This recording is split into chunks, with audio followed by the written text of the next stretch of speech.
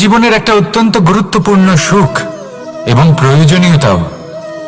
দেখতে গেলে এই সংসারের প্রত্যেক পশু পাখি, প্রত্যেক জীব অবশ্যই নিদ্রা প্রাপ্ত করেন, কিন্তু মানুষ, যার মধ্যে বিচার বিবেচনা করার শক্তি অন্যদের থেকে অনেক বেশি, তার কিন্তু ঘুমের কিছু সমস্যা অবশ্যই হয়। কি বলেন, তাই তো? এবার এর কারণ কি? চিন্তা। এবার চিন্তা আমাদের সবার জীবনে আছে। আমরা সকলে জানি যে চিন্তা কখনো আমাদের সাহায্য করে না, তাও আমাদের জীবনে আছে। কেন? চিন্তার মাধ্যমে কি কখনো কোনো সমস্যার সমাধান হয়েছে? অর্থের চিন্তা করলে কি অর্থ লাভ হয়? ভবিষ্যতের চিন্তা করলে কি ভবিষ্যৎ ঠিক হয়ে যায়? স্বাস্থ্যের চিন্তা করলে কি স্বাস্থ্য নিজে থেকেই ঠিক হয়? হয় না। তাহলে এই সব কিছু থেকে আমাদের একটা ছোট্ট শিক্ষা অবশ্যই লাভ করা উচিত। আপনিও আপনার কাঁধ থেকে চিন্তার এই বোঝা নামিয়ে ফেলুন। আর ইচ্ছে, এই সব ইচ্ছে একত্রিত হয়ে আমাদের মনে চিন্তা উৎপন্ন করে। তাই এই চিন্তাগুলিকে ত্যাগ করুন। প্রকৃতির প্রেমের উপর বিশ্বাস রাখুন। মনে রাখবেন, যিনি চিন্তা মুক্ত হবেন তিনি চিতা মুক্ত হবেন। সুখের নিদ্রা প্রাপ্ত করুন, আর নিদ্রায় যাবার আগে আমার সাথে ভালোবেসে বলুন, রাধা রাধা। মহাদেব, সেই দেবতা যিনি মহান, যাকে দেবতাদের দেবতা বলা হয়, যিনি হলেন আমার আরাধ্য। কখনো আপনার মনে এই প্রশ্ন এসেছে যে শিবকেই কেন মহাদেব বলা হয়, অন্য কোনো দেবতাকে কেন বলা হয় না? সেই কারণ মহাদেবের মধ্যে, ওনার মধ্যে এমন এক বিশেষ গুণ রয়েছে যা অন্য কারণ নেই। তা হলো নিঃস্বার্থ হয়ে মানুষের সেবা করা। যদি প্রয়োজন পড়ে, যদি সৃষ্টির পথে বিনাশের কালো মেঘ ছেয়ে থাকে, তখন নিজের প্রাণের চিন্তা না করে হলাহল পান করার জন্য প্রস্তুত থাকেন মহাদেব। আর এই অদ্বিতীয় ত্যাগের জন্যই শিবকে মহাদেব বলে ডাকা হয়। এবার যদি কোনো মানুষও নিঃস্বার্থ ভাবনার দ্বারা নিজেকে অর্পণ করে দেয় এই জগতের কল্যাণের জন্য, মানুষের সেবার জন্য, তাহলে তিনিও মহাপুরুষ, মহামানব হতে পারেন। যদি কেউ অভুক্ত থাকেন, তাহলে নিজের থালা থেকে অর্ধেক খাবার তাকে দিয়ে দিন। যদি কেউ অসুস্থ হন, তাহলে তাকে সেবা করার, চিকিৎসা করার চেষ্টা করুন। এই জীবন শুধু নিজের জন্য নয়, অন্যদের প্রতি, সমস্ত সংসারের প্রতি উৎসর্গ করুন। যদি এইসব মানুষ শিখে যান, তাহলে তিনি মহাদেবের পথে অগ্রসর হতে পারেন। যদি মানুষ নিঃস্বার্থ ভাবনার দ্বারা এই সংসারের সেবা করতে শিখে যান, তাহলে তিনি নিশ্চিত রূপে মহামানব অবশ্যই হতে পারবেন। আসুন আমার সাথে ভালোবেসে বলুন, রাধা রাধা। স্বর্ণ, হিরে, মুক্ত, মানিক, এই সব কিছুকে আগে পাথর বলা হতো। তাহলে এমন কি হলো যে এদের রত্ন বলা হয়? আর রত্ন তা বাস্তবে আসলে কি? এটা হলো সেই পাথর যাকে আগে আগুনের তাপ সহ্য করতে হয়েছে, পরখ করা হয়েছে, যাচাই করা হয়েছে, এদের কাটার চেষ্টা করা হয়েছে, কিন্তু তারা কখনোই নষ্ট হয়নি, বরং তারা আরো উদ্ভাসিত হয়েছে, আরো উজ্জ্বল হয়েছে, এই সংসারে আরো প্রকাশ ছড়িয়ে দিয়েছে। সেই জন্য এরা হলো এত অমূল্য, সেই জন্য এরা হলো বহুমূল্য, সেই জন্য এদের রত্ন বলা হয়। এবার মানুষের কাছেও এই নির্বাচনের অধিকার রয়েছে যে আমরা শুধু পাথর হয়ে থাকব নাকি রত্ন হয়ে থাকব। কিভাবে? আমাদের জীবনেও অনেক সমস্যা রয়েছে, বাধা আছে, বিপত্তি আছে। আমরা সেই বাধার তাপে উত্তপ্ত হই, এই সমস্যা আমাদের কাটার চেষ্টা করে। অনেক মানুষ বিভিন্ন পরিস্থিতি আমাদের ভাঙার চেষ্টা করে, কিন্তু আমাদের নষ্ট হলে চলবে না। যেভাবে এই রত্ন সমস্যার সম্মুখীন হয়ে পাথর থেকে রত্ন হয়েছে, সেইভাবেই আমাদেরও আমাদের সমস্যার সম্মুখীন হয়ে রত্ন হয়ে উঠতে হবে, এই সংসারে প্রকাশের স্রোত হয়ে উঠতে হবে। তাহলে এটাই করুন আর আমার সাথে ভালোবেসে বলুন, রাধা রাধা। সংসারে সব থেকে বড় শক্তি আসলে কি? কেউ বলবেন শারীরিক শক্তি, কেউ বলবেন অস্ত্রের শক্তি, কেউ বলবেন জ্ঞানের শক্তি। ঠিক আছে, কিন্তু যদি আমি বলি সংসারের সব থেকে বড় শক্তি হলো শক্তি কোনো এক তথ্যের, আগে হ্যাঁ, তথ্য। এই তথ্য নিজেই কিন্তু খুব শক্তিশালী, অত্যন্ত শক্তিশালী অস্ত্র হলো এই তথ্য। আর সত্যি বলতে অনুচিত তথ্যের থেকে অনেক বেশি ঘাতক হলো অসম্পূর্ণ তথ্য। যেরকম আজ শাম্ব রুক্মির সাথে করেছে, ওকে অসম্পূর্ণ তথ্য দিয়েছে, তার ফলে বিনাশ হলো। যদি এইভাবেই আপনার কাছেও কোনো অসম্পূর্ণ তথ্য আসে, আর যদি আপনি তা পরখ না করে দেখেন, যাচাই না করে দেখেন, আর নিজের কর্ম করেন, তাহলে উত্থানের বদলে আপনি পতনের সম্মুখীন হবেন। বিকাশের বদলে আপনার বিনাশ হয়ে যাবে। মনে রাখবেন একটা অত্যন্ত গুরুত্বপূর্ণ কথা, সঠিক তথ্য পাওয়া সঠিক তথ্য দেওয়ার থেকে অনেক বেশি গুরুত্বপূর্ণ। আশা করি এই কথা আপনি বুঝেছেন। জীবনে যখনই কোনো তথ্য আপনি পাবেন, সেই বিষয়ে ভেবে দেখুন, পরখ করে দেখুন, যাচাই করুন, তারপর নিজের কর্ম করুন। আর আমার সাথে ভালোবেসে বলুন, রাধা রাধা। ধর্ম এবং প্রেম, এই দুই হলো একই মুদ্রার দুই পিঠ।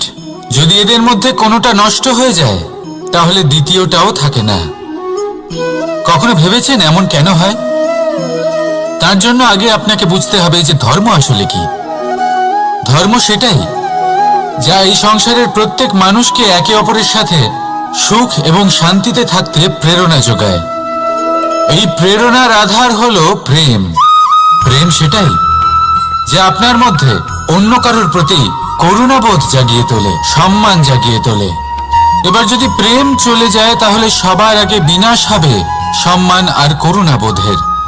এবার যেখানে না প্রেম রয়েছে, না সম্মান রয়েছে, না করুণা রয়েছে, সেখানে ধর্ম কিভাবে বাস করবে?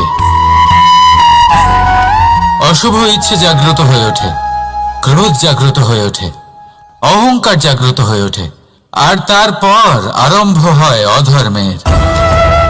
তাই যা যা ভাবনা আপনার অন্তরে প্রবেশ করছে করতে দিন, কিন্তু যাই হোক না কেন এই প্রেমকে নিজের থেকে দূরে যেতে দেবেন না। এই প্রেমকে চিরকাল নিজের কাছে রাখুন, নিজের হৃদয়। আর এই প্রেম ভাব নিয়ে বলুন, রাধা রাধা। মানুষের জীবনে উন্নতি লাভ করার জন্য তিনটি স্তম্ভের প্রয়োজন হয়। প্রথম স্তম্ভ শিক্ষা। এই শিক্ষা আমাদের জ্ঞান প্রদান করে। দ্বিতীয় স্তম্ভ ব্যবসা, যার দ্বারা আমরা ধন উপার্জন করি। তৃতীয় স্তম্ভ হলো আমাদের ঈশ্বর, আমাদের ইষ্ট। এনার সাথে যদি আমরা জুড়ে থাকতে পারি, তাহলে এমন একটা মানসিক বল আপনি লাভ করবেন যেটা এই সংসারে আর কোথাও পাওয়া সম্ভব নয়। কিন্তু মানুষ অনেক সময় জীবনে এই তিনটি স্তম্ভ লাভ করা সত্ত্বেও সামনে অগ্রসর হতে পারেন না। তখনও জীবনে কঠিন পরিস্থিতি আসতেই থাকে। এমনটা ঠিক কেন হয়? কারণ সে জীবনে এই তিনটি স্তম্ভ লাভ করে নেয়, জীবনে প্রয়োগও করে, কিন্তু তার ভিতের কথা সে ভুলেই যায়। যেমন প্রথম স্তম্ভ অর্থাৎ শিক্ষা। এই শিক্ষার আধার হলো শুভ চেতনা। যদি অন্তরে শুভ চেতনা না থাকে, তাহলে এই শিক্ষার কোনো গুরুত্ব থাকে না। দ্বিতীয় স্তম্ভ ব্যবসা। পরিশ্রম করে উপার্জন করতে হবে, এই কথাটা আমরা সবাই জানি এবং সবাই চেষ্টাও করি। কিন্তু ব্যবসা করতে করতে আমরা এটা ভুলে যাই আমাদের ব্যবহার কেমন হয়ে পড়েছে। এই ব্যবহার যদি শুভ হয়, তাহলে আমাদের উপার্জন আস্তে আস্তে একটা স্থির জায়গায় এসে পৌঁছবে। এবং তৃতীয় স্তম্ভ আমাদের ভগবান। যদি ওনার স্মরণে আপনি যেতে চান, তাহলে তার পূর্বে নিজের মা বাবাকে সেবা করুন, তাদের যত্ন করুন, তাদেরকে ভালোবাসুন, কারণ ওনারাই হলেন এই সংসারে আপনার সব থেকে বড় ইষ্ট। তাহলে তিন স্তম্ভের সাথে সাথে তাদের আধারকেও নিজের জীবনে প্রাধান্য দিন। কোনো সমস্যা আসবে না, জীবনে একের পর এক উন্নতি করবেন এবং এই মন প্রসন্ন হয়ে বলবে, রাধা রাধা।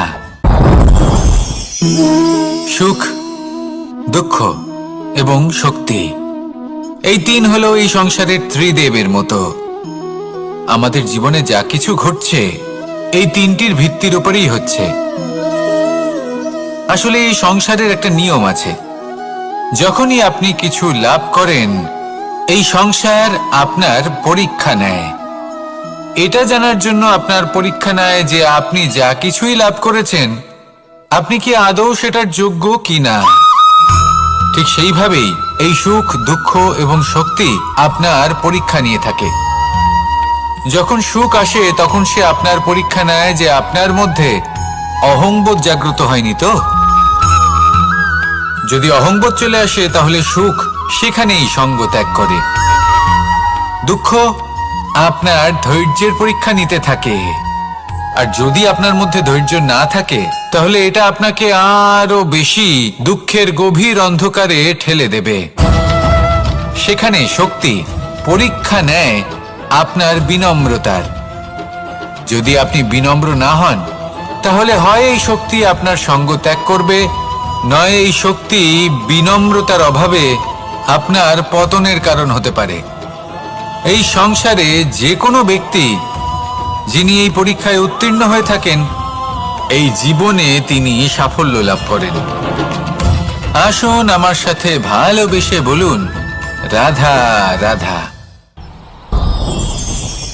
ভয়ের সাথে আমরা সবাই পরিচিত, কষ্ট আমরা সবাই পেয়েছি। কখনো কখনো আমরা অসুস্থ হয়ে পড়ি, আর এমন সময় হলে মাতার মমতা, কখনো বাবার স্নেহ, কখনো বন্ধুদের পাশে থাকার অনুভূতি আমাদের রোগ নিরাময়ে সাহায্য করে। কখনো যদি আমরা নিরাশ হয়ে পড়ি, তখন যদি আমাদের কোনো আপনজন আমাদের দুটো ভালো কথা বলে তখন আমাদের মনোবল বেড়ে যায়। ঠিক তেমন সংসারের এই রঙ্গমঞ্চে যদি আপনি পীড়িত অনুভব করেন, কিছু শুভ কথা আলোচনা করুন, কিছু স্তুতি গান করুন, কিছু মুহূর্তের জন্য হলেও নিজের ইষ্টদেবের কথা স্মরণ করুন আর প্রার্থনা করুন। সাহস বাড়বে, শক্তিও বৃদ্ধি পাবে এবং সামনে এগিয়ে চলার পথও দেখতে পাবেন। তখন এই মন প্রসন্ন হয়ে বলবে, রাধা রাধা। এই সংসারে কখনো কোনো ব্যক্তিকে তার বাইরের পোশাক দেখে বিচার করার চেষ্টা করবেন না, এটা খুব বড় ভুল করবেন।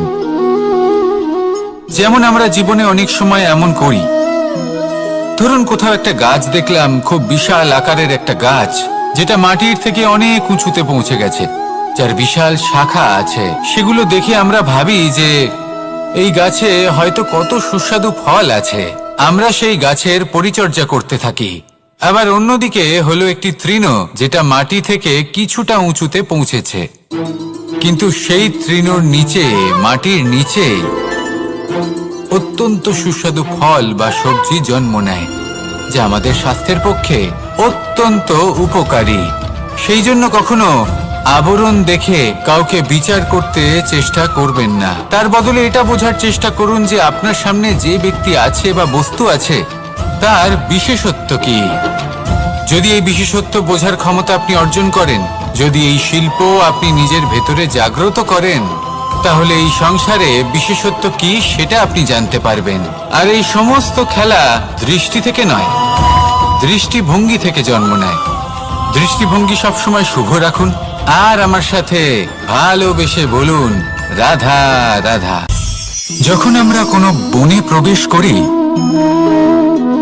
তখন এই সবুজ ঘাস দেখে, এই কোমল ঘাস দেখে আমাদের মন প্রফুল্ল হয়ে ওঠে।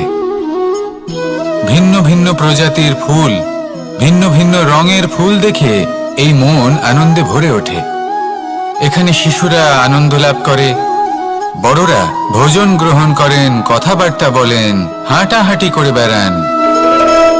এবার ভেবে দেখুন, যখন এই উপবনের নির্মাণ হয়েছিল সেই সময় যদি এই মাটিকে সঠিকভাবে খনন না করা হতো, যদি তাতে সঠিকভাবে বীজ রোপণ না করা হতো, যদি কোনো সংঘর্ষ না হতো, পরিশ্রম না করা হতো, যদি চলতে চলতে পায়ে কাঁটা না বিঁধে যেত, তাহলে এই সুন্দর বন দেখে আমরা কি এই আনন্দ লাভ করতে পারতাম? কখনোই নয়।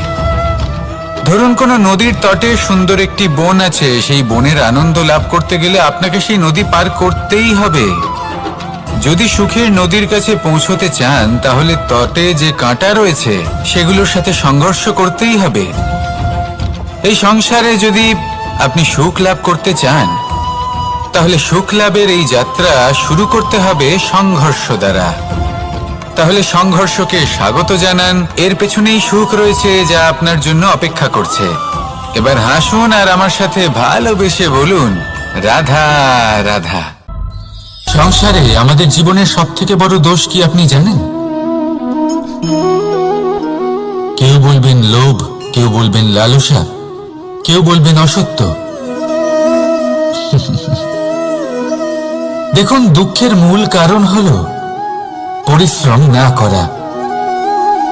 কিছু মানুষ ভাবেন যে আমি জীবনে কোনো পরিশ্রম করব না, অথচ আমি সবকিছু প্রাপ্ত করতে চাই। আর এমন এক কারণের জন্যই দূতের মতো খেলা আমাদের জীবনে প্রবেশ করার সুযোগ পায়। দূত, এই দূত আসলে কি? দূত অর্থাৎ কোনো পরিশ্রম ছাড়াই অন্য কেউ পরিশ্রম করে যা অর্জন করেছেন, যে সুখ সুবিধা অর্জন করেছেন, তা নিজের জন্য শুধুমাত্র একটা খেলার মাধ্যমে নিজের করে নেবার ইচ্ছে। আর এই ইচ্ছে অত্যন্ত বিনাশকারী হতে পারে। এই ইচ্ছে যদি আপনার বিবেক, আপনার মন, আপনার চেতনা, আপনার ভাবনা প্রবাহিত করে ফেলে, তারপরে আপনি চেষ্টা করতে শুরু করে দেবেন, আর সেইখান থেকেই আপনার পতন শুরু হবে। এই চেষ্টা করবেন যে অন্য কারোর জীবনের সমস্ত ধন, তার সমস্ত জীবন সম্পূর্ণভাবে নিজের করে নেওয়া। কারণ প্রথমে আশা জাগ্রত হয়, আর এই আশা হতাশায় পরিণত হতে সময় লাগে না। এই হতাশা কুণ্ঠায় পরিণত হতে সময় লাগে না, কুণ্ঠা লোভে পরিণত হতে সময় লাগে না, আর এই লোভ প্রতিশোধ স্পৃহাতে পরিণত হতে সময় লাগে না। আর যখন এই সব কিছু হয়, আপনি দুষ্ট হয়ে যান। আর সবাই জানেন যে প্রত্যেক দুষ্ট ব্যক্তির পতন হলো অবশ্যম্ভাবী। তাই নিজেকে দূতের থেকে দূরে রাখুন আর পরিশ্রমকে নিজের কাছে টেনে নিন। জীবনে আপনার যা যা স্বপ্ন রয়েছে, যা আপনি করতে চান, শুধুই পরিশ্রম দ্বারা অর্জন করুন। তাহলে তাই করুন আর আমার সাথে ভালোবেসে বলুন, রাধা রাধা। জীবনে কিছু শেখা অত্যন্ত গুরুত্বপূর্ণ।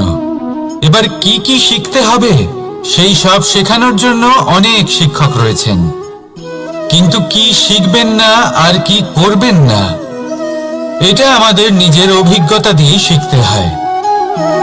কিন্তু তার মানে এটা নয় যে যদি আপনাকে শিখতে হয় যে আগুনের তাপ কতটা, আপনাকে আগুনের মধ্যে হাত দিতে হবে। না, অন্য কারোর অভিজ্ঞতা দ্বারাও শিখতে পারেন। প্রশ্ন শুধুমাত্র একটাই যে আপনি কি শিখতে চান নাকি চান না। যদি আপনি এটাই ভাবেন যে আমি শুধুই নিজের অভিজ্ঞতা দ্বারাই শিখতে চাই, তাহলে জীবনকাল ছোট মনে হবে, অনেক কিছুই শিখতে পারবেন না। তাই নিজের সাথে সাথে বড়দের অভিজ্ঞতা দ্বারাও শেখা শুরু করে দিন। এই সংসারের অভিজ্ঞতা দ্বারা শিখতে শুরু করে দিন। আর এটা নিশ্চিত রূপে শেখা আবশ্যক যে কখন কি করবেন না, কোথায় থামতে হবে আর কোথায় থামবেন না। তাহলে আসুন আর আমার সাথে ভালোবেসে বলুন, রাধা রাধা। ভোজন।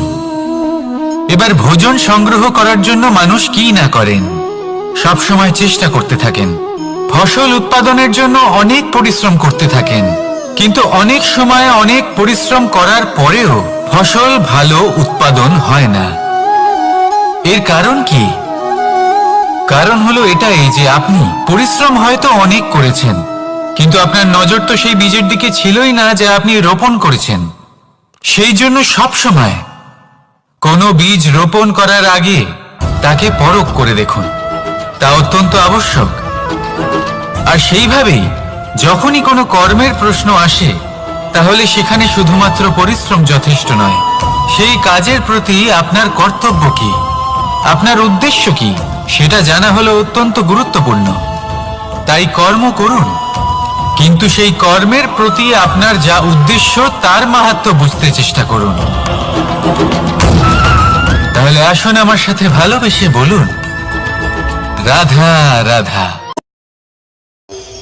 যদি কোনো সিংহ বানরের মতো গাছে চড়তে চেষ্টা করে তাহলে কি হবে?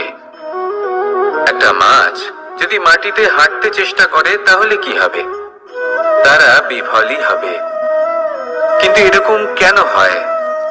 তার কারণ হলো প্রকৃতির রচনা কিছুটা এরকম। এখানে প্রত্যেকটি ব্যক্তিকে, প্রত্যেকটি প্রাণীকে আলাদা আলাদা গুণের অধিকারী করা হয়েছে এবং সকলকে একটা সীমাও প্রদান করা হয়েছে। এবার এই যে বৃক্ষ, পশু, পাখি, এদের মধ্যে সেই ক্ষমতাই নেই যে এরা নিজেদের যাচাই করতে পারবে, নিজেদের সীমাগুলো বুঝতে পারবে, নিজেদের সদ্গুণগুলো চিনতে পারবে। এরা সেটা করতে পারবে না। কিন্তু মানুষ তো আলাদা। মানুষের কাছে সেই বিশেষ শক্তি আছে যে তারা পূর্ণরূপে নিজেদের যাচাই করতে পারবে, নিজেকে পূর্ণরূপে বুঝতে পারবে, নিজের দোষ, নিজের অপগুণ, নিজের সদ্গুণ, নিজেদের সীমাগুলো তারা বুঝতে পারবে। আর এটা অত্যন্ত গুরুত্বপূর্ণ। কথায় আছে যে যদি সাফল্য লাভ করতে হয় তাহলে নিজেকে যাচাই করে নিতে হবে। তাই নিজেকে যাচাই করুন, নিজের সাথে পরিচিত হয়ে যান এবং জীবনে কর্ম করতে থাকুন। সাফল্যের শিখরে অবশ্যই পৌঁছে যাবেন। আর ওখানে যদি যান তাহলে এই মন প্রসন্ন হয়ে অবশ্যই বলবে, রাধা রাধা। বনের মধ্যে যদি আপনি কোনো বিষাক্ত সাপ দেখেন তাহলে কি করবেন? আপনি তখনই তার থেকে দূরে পালাতে চেষ্টা করবেন। আর এটা কেন করবেন? নিজের রক্ষার্থে। এই কথা আমি নয় মেনে নিলাম, কিন্তু নিজের জীবনে এটা করেন না কেন? আপনি যেখানেই যান, যে স্থানেই যান না কেন, প্রত্যেক সময়, প্রত্যেক মুহূর্তে এমন বিষাক্ত সাপ আপনি অবশ্যই খুঁজে পাবেন। আর সেই সাপ নয় যাদের আপনি বনে খুঁজে পাবেন। এরা হলো সেই সাপ যা আপনাকে পাপ করতে বাধ্য করবে। আপনার অন্তরের বাসনা, ক্রোধ, অহংকার, লোভ, ঈর্ষা এদের বৃদ্ধি ঘটাবে। দেখুন, বনের এই সাপ আপনাকে একবার ছেড়ে দিতেও পারে, ছোবল নাও মারতে পারে, কিন্তু এই যে পাপরূপী সাপ আছে তা অবশ্যই ছোবল মারবে। কর্ম যদি করেন তাহলে অবশ্যই ফল পাবেন। সেই জন্য যখনই কোথাও যাবেন, যদি এমন কাউকে দেখেন, যদি এমন কিছু দেখেন যে আপনাকে পাপ করতে বাধ্য করছে, তাহলে সেই মুহূর্তে সেখান থেকে পালিয়ে যান। যেমন বনের সাপ দেখে আপনি পালাতে থাকেন। সৎকর্মের রক্ষা অত্যন্ত আবশ্যক। আসুন আর আমার সাথে ভালোবেসে বলুন, রাধা রাধা। মনুষ্য জীবনের সব থেকে বেশি গুরুত্বপূর্ণ বিষয় হলো মনের একাগ্রতা। এই সংসারের যে কটি মহান কার্য সম্পাদন হয়েছে তা হলো মনের এই একাগ্রতার একমাত্র ফল। আপনি অবশ্যই দেখে থাকবেন, অনেক ছোট বড় নদী যা বয়ে চলে তাদের সামনে একটা বাঁধ নির্মাণ করা হয় সেই সব নদীর জল সঞ্চয় করতে। বাঁধ হয়ে গেলে প্রয়োজন মতো বা মনের ইচ্ছে মতো তাকে ব্যবহার করা সম্ভব। এবার এটাই আমাদের মনের সাথেও সম্ভব। আমাদের মনের একাগ্রতা আজকের দিনে দাঁড়িয়ে বিভিন্ন ধরনের বিকার, ক্রীড়া এবং ভোগের মধ্যে ভাগ হয়ে গেছে। একে একত্রিত করতে হবে, একটা বাঁধ নির্মাণ করতে হবে। শুধু এটাই করতে হবে, যেটা উচিত কর্ম সেটাই করুন, যেটা অনুচিত কর্ম সেটা করা থেকে নিজেকে বিরত রাখুন। এটাই করতে হবে, যেটা উচিত কর্ম সেটাই করুন, যেটা অনুচিত কর্ম সেটা করা থেকে নিজেকে বিরত রাখুন। ব্যাস, এই কাজটাই আপনি করতে থাকুন, করতে থাকুন। মনের মধ্যে একাগ্রতার বাঁধ নির্মাণ করুন। আর একবার যদি তা নির্মাণ হয়ে যায় তাহলে যখন চাইবেন, যেখানে চাইবেন, যতটা চাইবেন একাগ্রতা প্রয়োগ করতে পারবেন। আর একবার যদি আপনি এটা শিখে যান তাহলে এই সংসারকে বদলে ফেলার মতো কাজ আপনি করতে পারবেন, সমাজকে শোধরাবার মতো কাজ করতে পারবেন। তাহলে এই মনকে একাগ্র করুন আর আমার সাথে ভালোবেসে বলুন, রাধা রাধা। আমরা সবাই ফল খাই, কিন্তু আমাদের সেই ফলই প্রিয় হয় যে পরিপক্ক হয়ে ওঠে, যেটা নম্র হয়, আর যে ফল অনেক বেশি মিষ্টি আর সুস্বাদু হয়ে থাকে, যাদের রঙে বাহার দেখা যায়। সেইভাবে জীবনে আমরা নানান মানুষের সাথে পরিচিত হই, কিন্তু সেই মানুষই আমাদের মন ছুঁয়ে যায় যারা বিনম্র স্বভাবের, যাদের বাণী খুব মধুর, যাদের অন্তরে আত্মবিশ্বাসের একটা তেজ, একটা রং দেখা যায়। এবার এমন ব্যক্তি আমরা কি করে হব? ঠিক সেইভাবেই যেমন একটা ফল রোদ, বর্ষা, শীত, বায়ু এই সকল সংকটময় পরিস্থিতির সম্মুখীন হয়ে পরিপক্ক হয়ে ওঠে, সেইভাবেই মানুষ সংকটময় পরিস্থিতির সম্মুখীন হয়ে পরিপক্ক হয়ে ওঠেন। যদি এই সংকটের সম্মুখীন হন তাহলে অভিজ্ঞ হবেন, আর এই অভিজ্ঞতাই শিক্ষা দিয়ে যাবে। এই অভিজ্ঞতা আমাদের শিখিয়ে দেয় যে আমাদের বিনম্র থাকতে হবে। অহংকার করে কোনো লাভ নেই। মধুর বাণীর যে কি মূল্য তা আমরা শিখতে পারি। এই অভিজ্ঞতাই আমাদের বুঝিয়ে দেয় যে উচিত অনুচিত কোনটা আমাদের দৃষ্টিভঙ্গি তৈরি করে, আর এই দৃষ্টিভঙ্গি দ্বারা আত্মবিশ্বাস জাগ্রত হয়। সেই জন্য জীবনে কখনো বিপদ থেকে দূরে পালাবেন না, সেগুলোর সম্মুখীন হন, অভিজ্ঞতা লাভ করুন, তার থেকে শিক্ষা লাভ করুন, এইভাবেই পরিপক্ক হবেন। আসুন আমার সাথে ভালোবেসে বলুন, রাধা রাধা। ধন সঞ্চয় করা সম্ভব, আর সেই জন্য ধন সব থেকে বেশি মূল্যবান সম্পত্তি নয়। এবার আপনি বলবেন, এ আমি কি বলছি? এই ধন খুব মূল্যবান, আমরা সকলে অর্জন করতে ব্যস্ত। সেটা এই কারণে, কারণ আপনারা জানেন না এই সংসারের সব থেকে বেশি মূল্যবান সম্পত্তি কি। এ হলো সেই সম্পত্তি যা কখনো সঞ্চয় করা সম্ভব নয়। আপনার কাছে যতই ধন থাকুক তা দিয়ে আপনি স্বাস্থ্য লাভ করতে পারেন, বাড়ি কিনতে পারেন, আদি ইত্যাদি, কিন্তু আপনি যতই ধনী হন না কেন, ফেলে আসা দিনের একটা মুহূর্ত আপনি লাভ করতে পারবেন না। এই একটা মুহূর্ত, এই সময়, এটাই হলো সংসারের সব থেকে মূল্যবান সম্পত্তি। একবার চলে গেলে তা কখনোই ফিরে আসে না। আর এই মুহূর্ত যতই চলে যাক না কেন, আমরা স্মৃতির মাধ্যমে সেগুলি যাপন করতে পারি, তার আনন্দ উপভোগ করতে পারি। আর যার সাথে আমরা সময় অতিবাহিত করেছি তার স্মৃতিতে আমরা চিরকাল জীবিত থাকতে পারি। সেই জন্য সময় সব থেকে মূল্যবান সম্পত্তি, তাকে এইভাবে নষ্ট করবেন না। প্রত্যেকটা মুহূর্ত উপভোগ করুন, আনন্দ করুন, আর ভালোবেসে বলুন, রাধা রাধা। কনক, কি সুন্দর একটা শব্দ। এর অনেকগুলো রূপ রয়েছে, অনেকগুলো অর্থও রয়েছে। প্রথম অর্থ হলো স্বর্ণ, অর্থাৎ সম্পত্তি। দ্বিতীয় অর্থ ধুতুরা, অর্থাৎ গাছের ছোট একটা বীজ, যা কিনা অত্যন্ত শক্তিশালী হয়। যদি বেশি মাত্রায় এর প্রয়োগ করা হয় তাহলে এটা বিষময় হয়ে উঠতে পারে। এই হলো সেই ধুতুরা যার প্রয়োগ মহাদেবের পুজোতে করা হয়। এবার প্রশ্ন হলো এটাই যে এই স্বর্ণ এবং এই ধুতুরার মধ্যে মিল কি রয়েছে। মিল হলো এটাই যে এই দুটোই মানুষকে মত্ত করে তোলে। ধুতুরা মানুষকে তখন মত্ত করে যখন তাকে সেবন করা হয়, কিন্তু স্বর্ণ, ধন, সম্পত্তি, মানুষ এটা যতটাই অর্জন করে নেয় সেটাই যথেষ্ট। এই স্বর্ণ মানুষের ভাবনা চিন্তা করার ক্ষমতাকে বশ করে ফেলে। মানুষ সম্পত্তির লোভে মত্ত হয়ে ওঠে, কারণ যে যত চমৎকারী, যতটা অমূল্য হয় তাকে সামলানো কিন্তু ততটাই কঠিন, তাই না? তাই মনে রাখবেন, ধন, স্বর্ণ, সম্পত্তি এগুলো ধুতুরার থেকেও অনেক বেশি বিষাক্ত হতে পারে। তাই এর ওপর আত্মসংযমের একটা কবচ পরিয়ে রাখবেন এবং বিবেকের শক্তির সাথে এগুলো প্রয়োগ করুন, তবেই কল্যাণ হবে। আসুন আমার সাথে ভালোবেসে বলুন, রাধা রাধা।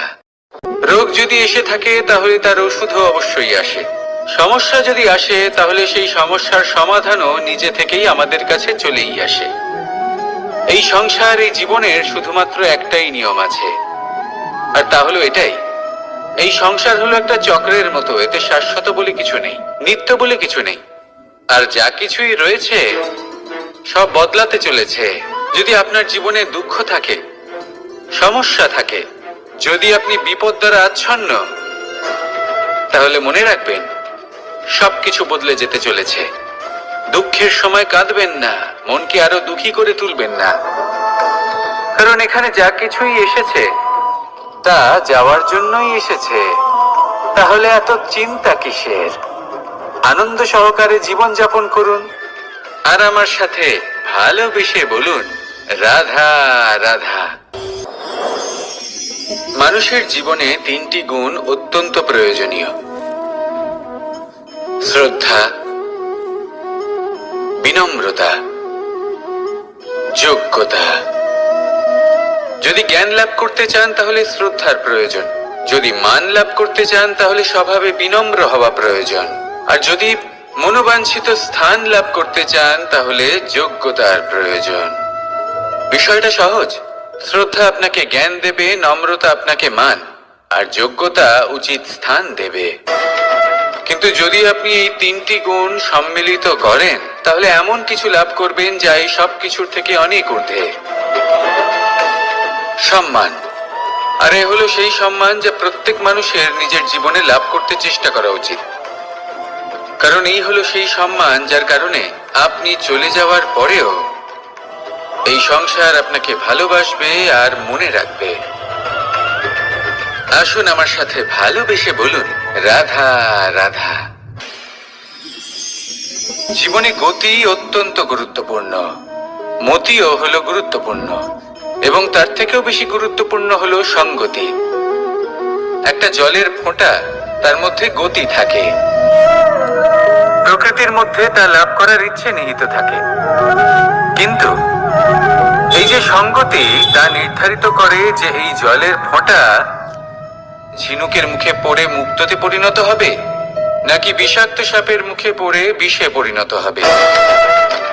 এবার দেখুন, এই জঞ্জাল স্বর্ণকারের দোকানের সামনেও থাকে এবং জঞ্জাল একজন ব্যবসাদারের দোকানেও থাকে, কিন্তু জঞ্জাল যা স্বর্ণকারের দোকানে থাকে তা ব্যবসাদারের দোকানের জঞ্জালের থেকে অনেক বেশি মূল্যবান, কারণ তার মধ্যে সোনার কণার সঙ্গতি থাকে। সেই জন্য জীবনে সঙ্গতির উপর বিশেষ গুরুত্ব দেবেন। যেমন সঙ্গতি তেমনই আপনি হবেন। আসুন আমার সাথে ভালোবেসে বলুন, রাধা রাধা। প্রত্যেক প্রাণী ভালোভাবে জীবন যাপন করতে চান, এটা তাদের স্বভাবে আছে এবং ভাবাটা অনুচিত নয়। কিন্তু একটা ভালো জীবনের গুরুত্বপূর্ণ অংশ কোনটা? বসবাসের স্থান, সেই স্থান যেখানে আমরা জীবন অতিবাহিত করি। এবার মানুষ ভাবতে পারেন যে একটা ভালো বাসস্থানের অর্থ কি? সেই স্থান যেখানে সহজে জল পাওয়া যায়, যেখানে শুদ্ধ বায়ু পাওয়া যায়, যেখানে আনাজ উৎপন্ন হয়। এটা জীবনযাপনের জন্য পর্যাপ্ত বটে, কিন্তু ভালো জীবন যাপনের জন্য আরো একটা কথা আপনাকে বুঝতে হবে। সাধু, জ্ঞানী, পণ্ডিত ব্যক্তি, এই সকল মহাপুরুষ, এনাদের যে বাসস্থান তা অত্যন্ত বিশেষ হয়। এখানে এক ধরনের বিশেষ ইতিবাচক শক্তি থাকে, এমন একটা স্থান যেখানে দেবতারাও বিচরণ করেন। জীবন আমরা সবাই যাপন করি, কিন্তু জীবনের উদ্দেশ্য শুধুমাত্র জীবন যাপন করা নয়। জীবনের উদ্দেশ্য হলো মুক্তি লাভ করা। আর এই সকল সাধু, জ্ঞানী, পণ্ডিত ব্যক্তি, এই সকল মহাপুরুষ আপনাকে মুক্তির পথে নিয়ে যেতে পারেন, কারণ এরা হলেন সেই মহাপুরুষ যারা নিজেদের অন্তরের বিকার, অহংকার, ক্রোধ, বিদ্বেষ এই সকল দোষগুলিকে ত্যাগ করেছেন, এদের উপর বিজয় লাভ করেছেন। এমনই একজন ব্যক্তি আপনাকে মুক্তির পথে নিয়ে যেতে পারে। প্রয়োজন হলো শুধুই এনাদের চিনতে পারা, এদের কথা বুঝতে পারা এবং এদের দেখানো পথে চলা। যদি আপনি এটা করতে পারেন তাহলে এই মন প্রফুল্ল হয়ে বলবে, রাধা।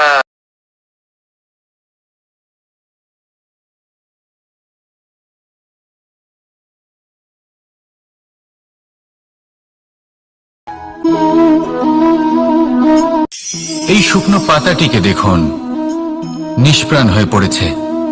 একটা গাছের ডালে ছিল, সেই গাছ ওর লালন পালন করত। যখন যখন বাতাস বইত, এই পাতায় কম্পন দেখা দিত, মনকে প্রফুল্ল করে তুলত।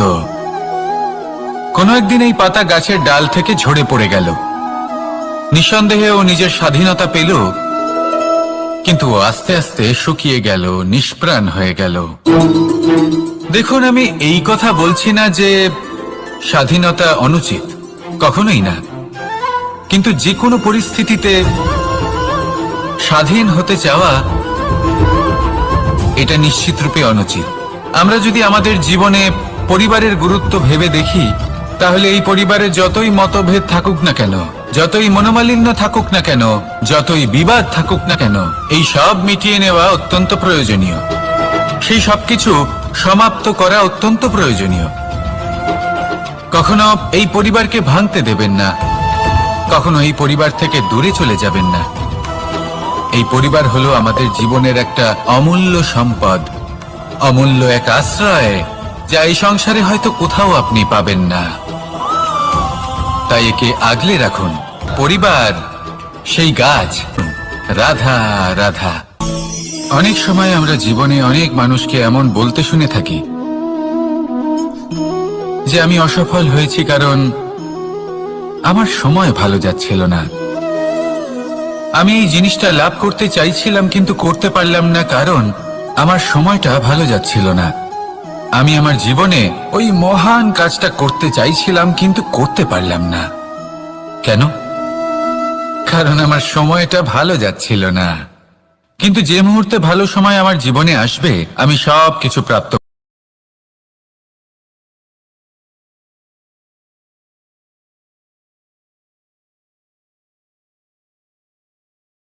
মালিকে দেখুন, সে প্রত্যেক দিন গাছের সেবা করে, তাকে জল দেয়, তার যত্ন আত্তি করে।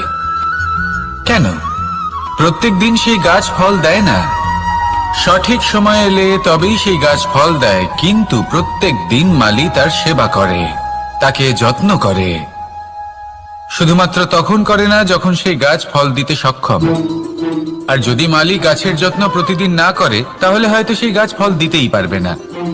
এটাই হলো আমাদের জন্য একটা শিক্ষা। যখন সময় আমাদের জন্য অপেক্ষা করে না, তখন আপনি সময়ের জন্য কেন অপেক্ষা করছেন? ভালো সময়ের জন্য অপেক্ষা করবেন না। ভালো এবং শুভ কর্ম দ্বারা ভালো সময়কে নিজের কাছে টেনে আনুন। নিরন্তর কর্ম করুন, পরিশ্রম করতে থাকুন। শুভ সময় আপনা থেকেই আপনার কাছে আসবে। আসুন আমার সাথে ভালোবেসে বলুন, রাধা রাধা। একে বালি বলুন, মাটি বলুন বা ধুলো বলুন, এ দিয়ে কত কিছু করা সম্ভব। এ দিয়ে আপনি নিজের বাসস্থান নির্মাণ করতে পারেন, প্রাচীর গড়ে তুলতে পারেন, অট্টালিকা নির্মাণ করতে পারেন। কিন্তু যদি এই বালিকে আপনি মুষ্টিবদ্ধ করে রাখতে চান, তাহলে তা হাত থেকে ফসকে যাবে। আপনি কখনোই একে মুষ্টিবদ্ধ করতে পারবেন না। এরকমই হয় আমাদের জীবন, আর এরকমই হয় সময়। এই মুষ্টিবদ্ধ করা বালির মতো। সময়কে আমরা বাধা দিতে পারবো না, আটকেও রাখতে পারবো না। এ হলো প্রবাহমান। জন্ম থেকে মৃত্যু পর্যন্ত এই যে সময়, তা খুবই সীমিত। আর এই সময় আমরা যেটাই করি তার দ্বারাই আমাদের মূল্য নির্ধারিত হয়। আর এই সংসার থেকে চলে যাওয়ার পরেও এই সংসার এই সব কর্মের জন্যই আমাদের মনে রাখে। তাই যদি আপনি এটা ভাবেন যে আজ যে কর্ম করার ছিল আমি না হয় কাল করে নেব, কাল আমার লক্ষ্যে পৌঁছানোর কথা ছিল আমি পরশু পৌঁছবো, না, এই সময় খুব মূল্যবান, একে নষ্ট করবেন না। এই সময়কে সদ্ব্যবহার করুন, মহান হবার পথে অগ্রসর হন। একে যদি মুষ্টিবদ্ধ করে রাখার চেষ্টা করেন, এই সময় থেমে থাকবে না। আসুন আমার সাথে ভালোবেসে বলুন, রাধা রাধা।